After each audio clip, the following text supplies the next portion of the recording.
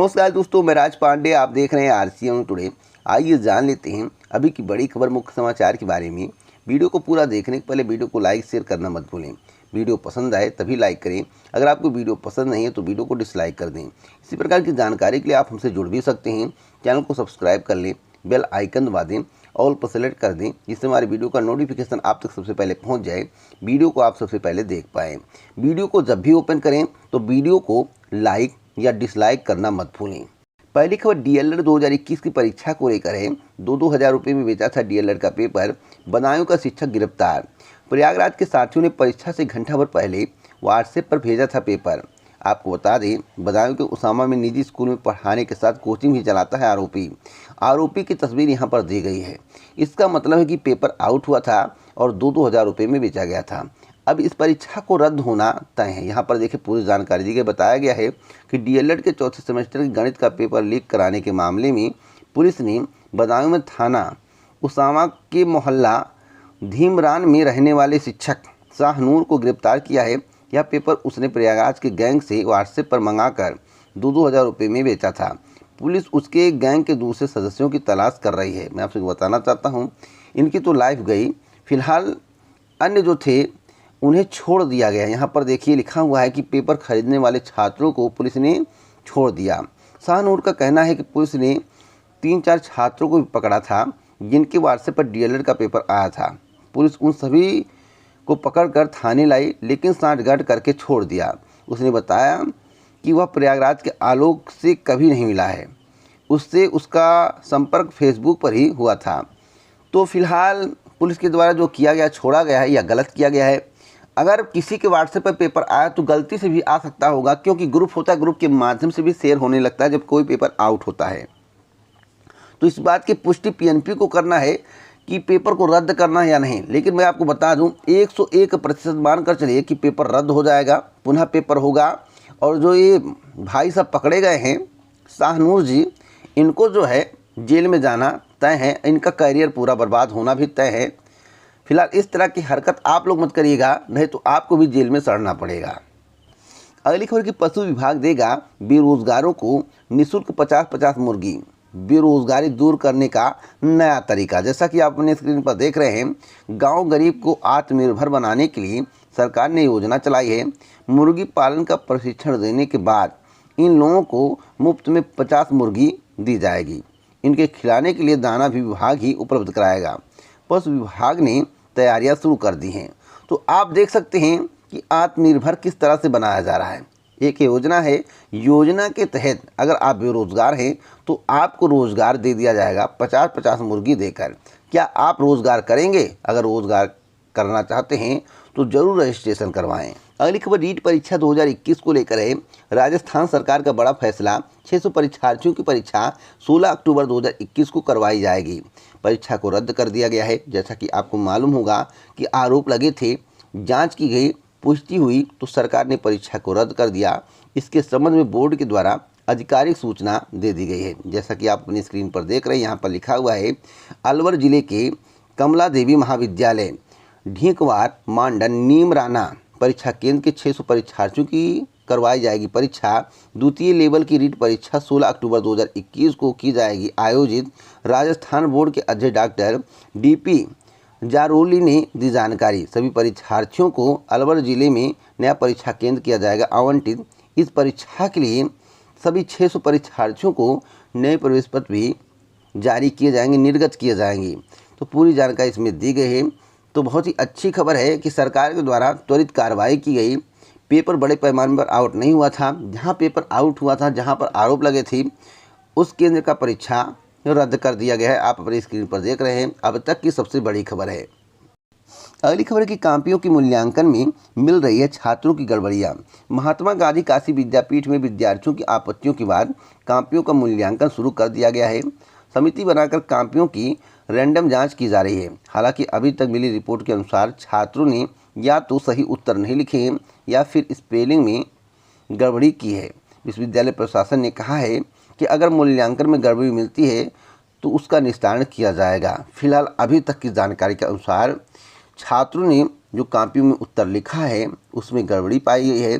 साथ साथ कई छात्रों के स्पेलिंग में काफ़ी गड़बड़ियाँ देखने को मिल रही हैं। अगली खबर की 1.5 दर्जन पीसीएस अधिकारी होंगे प्रोन्नत। प्रांतीय पुलिस सेवा के 1.5 दर्जन अफसरों को जल्द ही प्रमोशन मिल जाएगा। इसके लिए विभागीय प्रोन्नति समिति की बैठक हो चुकी है। सीएम योगी आदित्यनाथ का अनुमोदन होते ही ये अधिकारी अपर पुलिस अधीक्षक बन जाएंगे। यहाँ पर उनके नाम भी दिए गए हैं जिनका प्रमोशन होने वाला है। अगली अपडेट है कि शिवपाल के घर पहुंचे ओवैसी, राजभर और चंद्रशेखर। आपको बता दें, छोटे दलों के बीच तालमेल होने की उम्मीद बढ़ी। हालांकि शिवपाल ने अभी किसी गठबंधन से इनकार किया है। तो मैं आपको बता दूं, शिवपाल का बयान आया है, गठबंधन से उन्होंने इनकार किया है। उन्होंने कहा कि शिष्टाचार भेंट है, कोई भी किसी से भेंट कर सकता है, उसकी कोई रोक छेक नहीं है। आपको बता दें, यहाँ पर देखिए जानकारी दी गई, प्रदेश में विधानसभा चुनाव को लेकर सियासी हलचल बढ़ने लगी है। प्रगतिशील समाजवादी पार्टी के राष्ट्रीय अध्यक्ष शिवपाल सिंह यादव के आवास पर बुधवार को AIMIM अध्यक्ष आशीषुद्दीन ओवैसी और सुभाषपा अध्यक्ष ओम प्रकाश राजभर और आज़ाद समाज पार्टी के अध्यक्ष चंद्रशेखर रावण पहुंचे थे। इनके बीच में क्या बात हुई, इसके संबंध में किसी को कुछ भी जानकारी नहीं है। करीब 1.5 घंटे तक बात हुई थी और मैं आपसे बताना चाहता हूं, कई मुद्दों को लेकर बात हुई। हालांकि अभी गठबंधन को लेकर तस्वीर साफ नहीं हुई है, ना शिवपाल यादव के द्वारा कोई आधिकारिक घोषणा की गई है। शिवपाल यादव ने कहा यह शिष्टाचार भेंट है, कोई भी भेंट कर सकता है। अगली अपडेट है कि सिविल सेवा टॉपर को 52.04% अंक। साक्षात्कार में शुभम को अपने बाद के 5 रैंक वाले से भी कम अंक मिले, तब भी शुभम टॉपर हो गए। जैसा कि यहाँ पर देखिए नंबर बताए गए हैं, इंटरव्यू में 176 शुभम को मिले थे, जागृति अवस्थी को 193 मिले थे, अंकिता जैन को 212 मिले थे, यस जालुका को 195 मिले थे, ममता यादव को 187 मिले थे। तब भी जो है शुभम कुमार जो है टॉप में आ गए। क्यों आ गए? क्योंकि इनका रिटर्न में बहुत अच्छा नंबर था। इनका जो है ऑप्शनल जो सब्जेक्ट था बहुत ही ज़बरदस्त था, उसमें इन्होंने काफ़ी अच्छा प्रदर्शन किया है, जिसके कारण इन्होंने टॉप किया है। अगली खबर की हाई स्कूल और इंटरमीडिएट की पंजीकरण तिथि बढ़ी। कॉलेज संचालकों में हर्ष, छात्रों को मिला मौका, यानी कि खुशी मिली है कार्य संचालकों को और छात्रों को एक और मौका मिल गया है। यहाँ पर बताया गया है कि यूपी बोर्ड के शैक्षिक सत्र 2021 से 22 में कक्षा 10वीं व 12वीं में प्रवेश एवं परीक्षा शुल्क जमा करने की अंतिम तिथि अक्टूबर तक बढ़ा दी गई है। इसके साथ ही 9वीं और 11वीं के विद्यार्थियों को 16 अक्टूबर 2021 तक अग्रिम पंजीकरण के लिए मौका मिला है। तो गुड न्यूज़ है, आप लोग जो है पंजीकरण करा सकते हैं। अगली अपडेट है कि चयनित अभ्यर्थी 1 अक्टूबर 2021 से करेंगे धरना प्रदर्शन। टीजीटी 2016 के चयनित अभ्यर्थी कॉलेज आवंटन की मांग को लेकर 1 अक्टूबर 2021 से प्रदर्शन करेंगे। अभ्यर्थियों का कहना है कि 7 दिन प्रदर्शन के बाद भी चयन बोर्ड अध्यक्ष और उप सचिव की ओर से सिर्फ आश्वासन ही दिया गया है, जबकि टीजीटी 2021 की भर्ती प्रक्रिया तेजी से चल रही है। ऐसे में उनके पास विकल्प नहीं बचता है। 1 अक्टूबर 2021 से शुरू होने वाले आंदोलन के लिए प्रत्येक जिले में एक टीम गठित की गई है। अभ्यर्थियों ने बुधवार को बीजेपी के संगठन मंत्री सुनील बंसल और प्रदेश महामंत्री अनूप गुप्ता से भी मिलकर यह समस्या बताई है। तो समस्या का समाधान होगा या नहीं, इसके संबंध में मेरे द्वारा जानकारी दी गई है। जो भी कार्रवाई होगी अक्टूबर के दूसरे सप्ताह से शुरू होगी और परिणाम में संशोधन की बात चल रही है। अभी मैं आपको पूरी जानकारी दूंगा।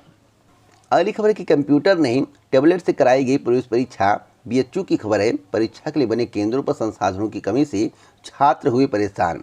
बीएचयू में दाखिले के लिए चल रही प्रवेश परीक्षा में व्यवस्थागत कमियों का खामियाजा अभ्यर्थियों को भुगतना पड़ रहा है। एनटीए की ओर से बनाए गए केंद्र पर ही कहीं संसाधनों की कमी तो कहीं नेटवर्क की वजह से अभ्यर्थियों को परेशान होना पड़ा। बुधवार को पांडेपुर स्थित सुधाकर महिला पीजी कॉलेज में परीक्षा देने गए अभ्यर्थियों ने कंप्यूटर की जगह टैबलेट से परीक्षा कराने का आरोप लगाया है। साथ ही नेटवर्क की समस्या भी होने से नाराजगी जताई है। मेरे द्वारा हाल ही में आपको एक जानकारी दी गई थी इलाहाबाद हाईकोर्ट की परीक्षा को लेकर। इलाहाबाद हाईकोर्ट में आरओ और एआरओ की वैकेंसी आई है। एनटीए के माध्यम से उसकी परीक्षा होना है। मेरे द्वारा आपको बताया गया था कि जो अक्टूबर के तीसरे सप्ताह में परीक्षा कराने की बात चल रही है, उसके लिए एनटीए को सेंटर नहीं मिल रहा है। अब सेंटर नहीं मिलेगा तो परीक्षा कैसे होगी, उसी बात का जिक्र समाचार पत्रों में किया गया है कि कंप्यूटर नहीं तो टैबलेट से कराई प्रवेश परीक्षा। यानी कि वास्तव में सेंटर नहीं मिल पा रहे हैं, कंप्यूटर की व्यवस्था नहीं है। कई परीक्षाएं प्रस्तावित है, जिसके कारण से एनटीए के माध्यम से जो भी परीक्षा कराई जा रही है वह टैबलेट पर कराई जा रही है। तो क्या भर्ती परीक्षाएं टैबलेट पर हो सकती हैं? कॉम्पिटिटिव एग्जाम टैबलेट पर हो सकते हैं? टैबलेट पर नहीं हो पाएंगे। केंद्र जब तक नहीं मिलेंगे तब तक परीक्षा का आयोजन नहीं होगा और प्रबल संभावना कि 10 से लेकर 25 दिन का डिले हो सकता है परीक्षा में, इससे कम नहीं होगा। 10 से लेकर 25 दिन का डिले हो सकता है। तो जितने भी आरओ एआरओ अभ्यर्थी हैं जो कि तैयारी कर रहे हैं, तो जितने भी आरओ एआरओ के अभ्यर्थी हैं जो कि भर्ती परीक्षा की तैयारी कर रहे हैं, जमकर तैयारी करें। परीक्षा होना तय है, लेकिन अक्टूबर के तीसरे सप्ताह में सेंटर न मिल पाने के कारण परीक्षा नहीं हो पाएगा, इसकी प्रबल संभावना है। अगली खबर है कि नौकरियों के लिए पहले एक खानदान करता था वसूली, ऐसा उत्तर प्रदेश के मुख्यमंत्री योगी आदित्यनाथ जी का कहना है। उत्तर प्रदेश के मुख्यमंत्री योगी आदित्यनाथ जी से मेरा एक सवाल है, सवाल सुनने के पहले पूरी खबर को जान लीजिए। मुख्यमंत्री योगी आदित्यनाथ ने बुधवार को सिधौली में गांधी महाविद्यालय में जनसभा को संबोधित करने पहुंची विपक्षी पार्टियां पर जमकर निशाना साधा।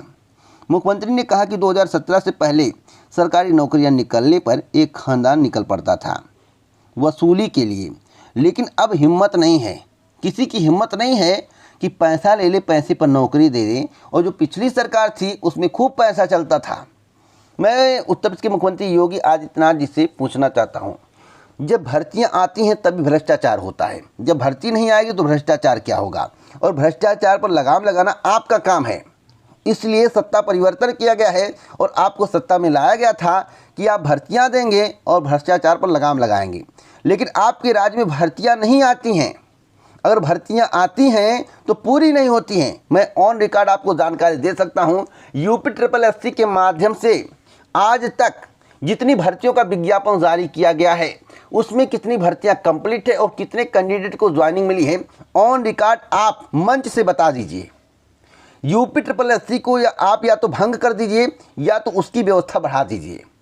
यूपी SSSC में लोअर PCS की भर्ती लंबित है, लोअर PCS 2019, लोअर 2, साथ साथ जूनियर असिस्टेंट 2019 और मंडी परिषद, होम्योपैथिक फार्मासिस्ट, फॉरेस्ट गार्ड, नलकूप चालक, junior engineer 2016, junior engineer 2018, ASO, कितनी भर्तियों का नाम मैं गिनाऊं? और जितनी भर्तियां कंप्लीट हुई हैं उसमें से काफ़ी भर्तियां जिनकी ज्वाइनिंग अभी तक नहीं हो पाई है। एग्रीकल्चर टेक्निकल असिस्टेंट के अभ्यर्थी दर दर की ठोकरें खा रहे हैं और ट्वीट के माध्यम से उत्तर प्रदेश के मुख्यमंत्री योगी आदित्यनाथ जी के द्वारा बहुत पहले बताया गया है कि विभाग में ज्वाइनिंग करा दी गई है। इस तरह की खबरें आप सुनकर हैरान रहेंगे। केवल समाचार पत्रों में दावे किए जाते हैं, भाषण देना अलग बात। भाषण तो 15 लाख रुपए का दिया गया था, 2 करोड़ रोजगार का दिया गया था, महंगाई कम करने का दिया गया था। एक भी काम हुआ हो तो बताइए। आपको किस लिए सत्ता में लाया गया था? सत्ता में इसीलिए लाया गया था कि आप भ्रष्टाचार पर लगाम लगाएंगे, पारदर्शी भर्ती करेंगे, समय से भर्तियां निकालेंगे और समय से पूरी करेंगे। लेकिन अभी पुरानी सरकार की भर्तियां ही कंप्लीट नहीं है। आपने जो विज्ञापन जारी किया वो सभी भर्तियां लंबित हैं।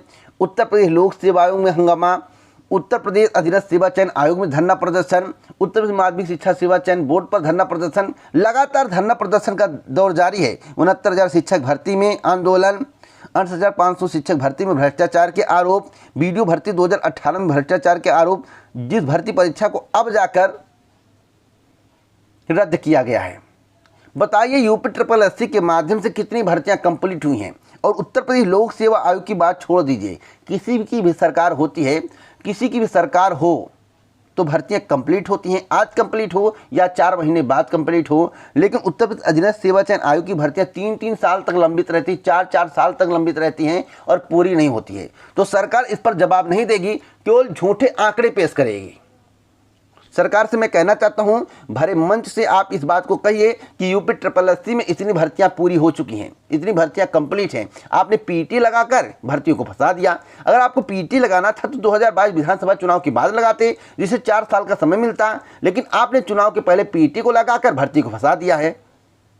इस स्थिति में प्रतियोगी छात्र क्या करे आप बताइए?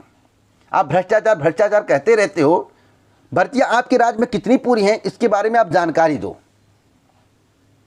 अगर आप लोग मेरी बात से संतुष्ट है तो एक लाइक कर दीजिए, अगर संतुष्ट नहीं तो डिसलाइक कर दीजिए। अगली खबर के विकास के साथ जिले में रोजगार भी मिलेगा, ऐसा उत्तर प्रदेश के मुख्यमंत्री योगी आदित्यनाथ जी का कहना है।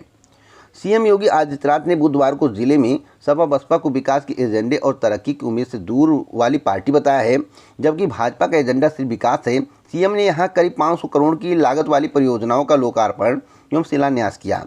उन्होंने निजी क्षेत्र की 340 करोड़ की ब्रिटानिया कंपनी के खाद्य प्रसंस्करण उद्योग का शिलान्यास किया। साथ ही नवाबगंज, कुर्सी व रामनगर विधानसभा इलाके में 148.55 करोड़ की लागत वाली 186 परियोजनाओं की शुरुआत की है।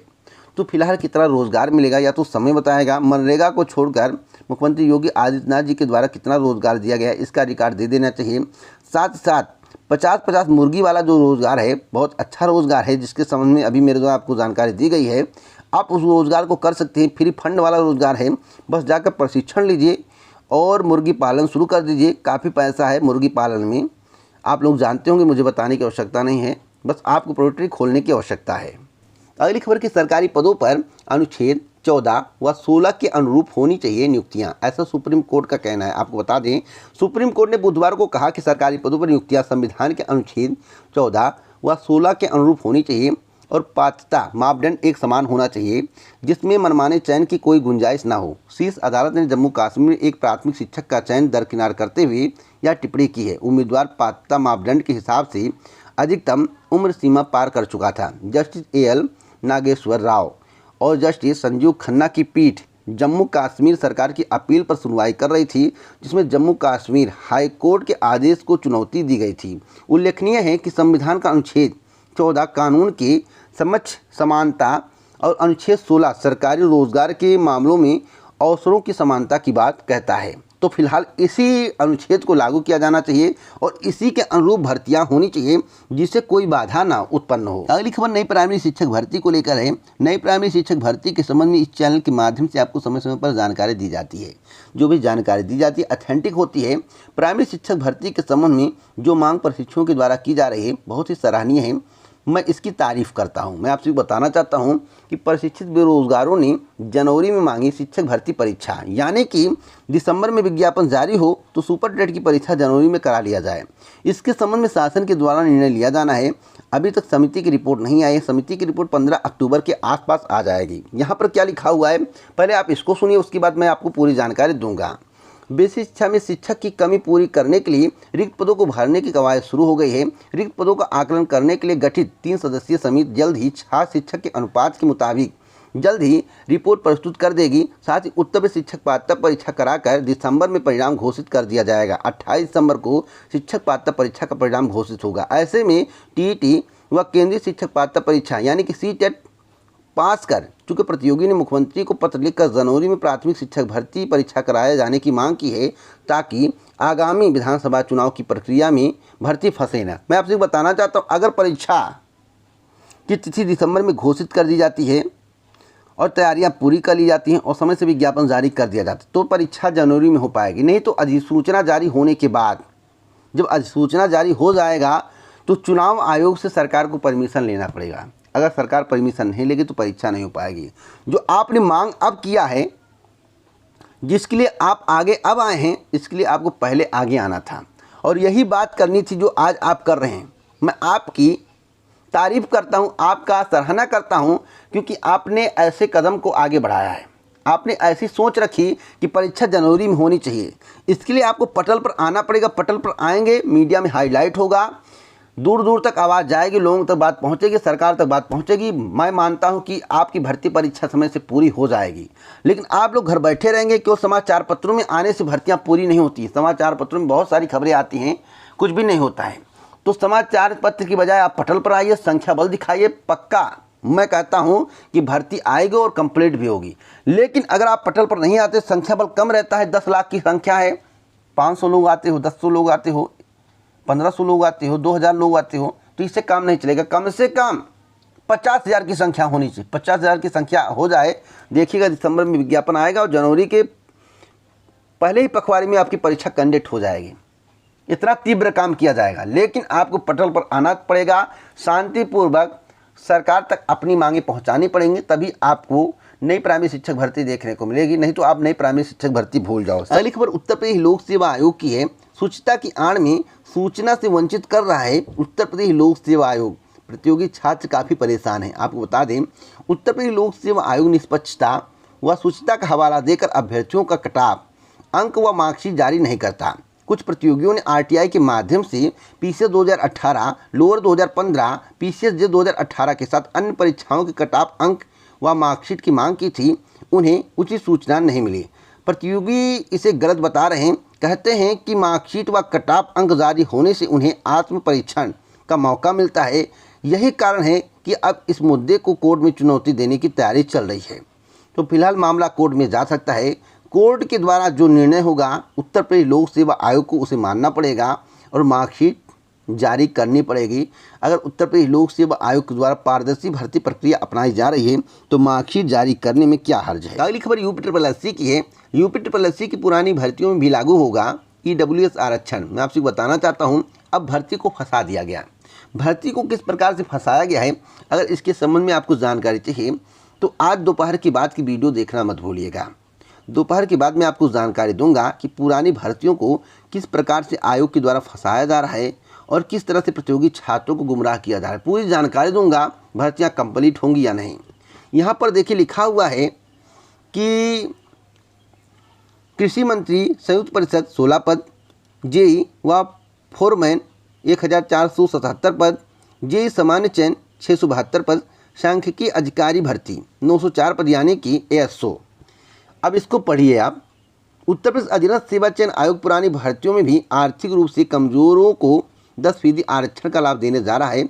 आयोग ने जिन भर्तियों के लिए पूर्व में आवेदन लिया है और उसकी अभी तक परीक्षाएं नहीं हुई हैं, ऐसी भर्तियों में आर्थिक रूप से कमजोर पात्र अभ्यर्थियों को लाभ देने के लिए प्रमाण पत्र लगाने का मौका मिलेगा। वहीं पात्र होंगे जिन्होंने भर्तियों के लिए पहले से आवेदन किया है।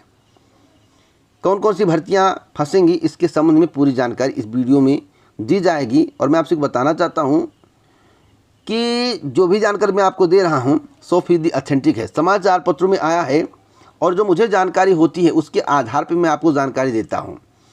अब यहाँ पर देखिए लिखा हुआ है किसी किसी आरक्षण मिलेगा और यहाँ पर बताया गया है कि अधिनियम में दी गई व्यवस्था के आधार पर उन्हीं पात्रों को पुनः मौका दिया जाएगा जिन्होंने आवेदन कर रखा, इसलिए इसमें किसी तरह की कोई विधिक बाधा नहीं आएगी। फैसले से पात्रों को राहत मिलेगी व आरक्षण लाभ मिलेगा, ऐसा उत्तर प्रदेश अधीनस्थ सेवा चयन आयोग के अध्यक्ष प्रवीण कुमार का कहना है। भर्तियां कैसे फंसेंगी, अगर आपको पूरी जानकारी चाहिए तो दोपहर के बाद की वीडियो देखना मत भूलिएगा। जितनी भर्तियां सब फंस जाएंगी, एक भर्ती कंप्लीट नहीं होगी। सरकार चुनावी माहौल बना चुकी है और चुनाव के बाद क्या करेगी आप लोगों को मालूम होगा, मुझे बताने की आवश्यकता नहीं। किस तरह से भर्तियों को फंसाया जाएगा, परीक्षाओं को लंबित किया जाएगा, मैं आपको दोपहर के बाद जानकारी दे दूंगा, जानकारी कलेक्ट करने के बाद। अगली खबर की शिक्षक 15 अक्टूबर 2021 तक लगवाएं वैक्सीन, तभी जा पाएंगे स्कूल। शिक्षा निदेशालय ने अध्यापकों के लिए जारी किया आदेश। 15 अक्टूबर 2021 तक कोरोना वैक्सीन नहीं लगवाने वाले सरकारी स्कूलों के शिक्षकों और गैर शिक्षण कर्मचारियों को छुट्टी पर माना जाएगा।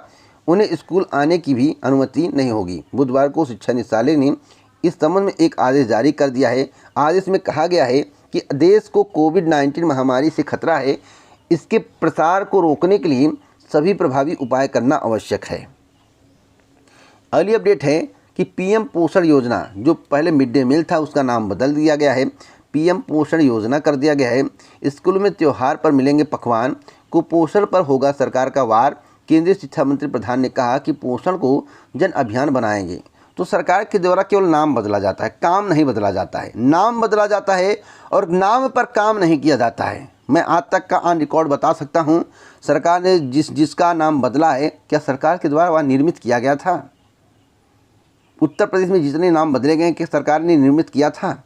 सरकार नाम क्यों बदल रही है? मेरा कहने का मतलब है कोई योजना आप चलाइए, उसका आप खुद नाम रखिए, किसी अन्य योजना का नाम बदलने का क्या मतलब है? आप लोग कमेंट बॉक्स में बताइएगा। अगली अपडेट है कि स्पेशल कट-ऑफ में विद्यार्थी नहीं बदल सकेंगे कोर्स और कॉलेज। दिल्ली विश्वविद्यालय की बड़ी खबर है, आपको बता दें। दिल्ली विश्वविद्यालय के शैक्षणिक सत्र 2021-22 में स्नातक कोर्सेज में किसी भी कट-ऑफ में दाखिला लेने वाले विद्यार्थी स्पेशल कट-ऑफ और विशेष अभियान के दौरान कोर्स व कॉलेज नहीं बदल सकेंगे। इनमें केवल वही विद्यार्थी दाखिले के लिए योग्य माने जाएंगे जिन्हें पूर्व की किसी कट-ऑफ में दाखिला नहीं मिला है। दाखिले में स्थिरता लाने के लिए यह व्यवस्था की गई है। विशेष अभियान में आवेदन करने वालों की संख्या सीटों से अधिक होने पर कॉलेज एक मेरिट सूची निकालकर दाखिला लेगा। यहाँ पर एक महत्वपूर्ण जानकारी दी गई है कि भारत बंद में परीक्षा से चूके छात्रों को मिल सकती है राहत। किसानों के भारत बंद के कारण दिल्ली विश्वविद्यालय के एंट्रेंस टेस्ट को देने से चूक के छात्रों को राहत मिल सकती है। दरअसल दिल्ली विश्वविद्यालय प्रशासन ने प्रवेश परीक्षा से चूके छात्रों की समस्या से नेशनल टेस्टिंग एजेंसी को अवगत कराया है। अब राहत देने का फैसला एनटीए को करना है। एनटीए ही देखेगा कि छात्रों को राहत दी जा सकती है या नहीं, लेकिन राहत मिलने की प्रबल संभावना है।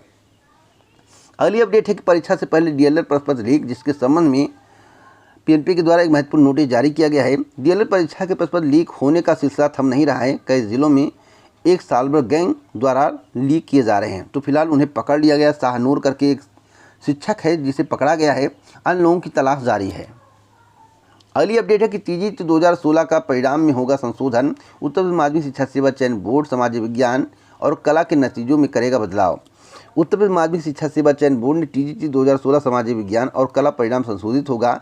इसकी वजह से यह है कि तमाम अभ्यर्थियों ने आवेदन में पीएचडी उपाधि धारक होने का दावा किया था, लेकिन अब चयन बोर्ड को पत्र लिखकर पीएचडी डिग्री धारक के उपलब्ध न होने की बात कर रहे हैं। ऐसे में जारी परिणाम में प्राप्त भारांक का लाभ नए परिणाम में नहीं मिलेगा। इससे पूरी मेरिट भी प्रभावित होगी और कुछ नए अभ्यर्थियों के चयन की संभावनाएं बन जाएंगी। यही वजह है कि चयन बोर्ड परिणाम जारी होने के बाद भी चयनित अभ्यर्थियों को विद्यालय आवंटन नहीं कर रहा है। जो मेरे द्वारा बताया गया था कि जो भी प्रक्रियाएं शुरू होंगी अक्टूबर के दूसरे सप्ताह से शुरू होंगी, और आप देखिएगा अक्टूबर के दूसरे सप्ताह से आगे की प्रक्रिया शुरू होगी। परिणाम संशोधित किया जाएगा, उसके बाद विद्यालय आवंटन किया जाएगा। विद्यालय आवंटन आपका अक्टूबर के अंतिम सप्ताह या नवंबर के प्रथम पखवाड़े में होगा।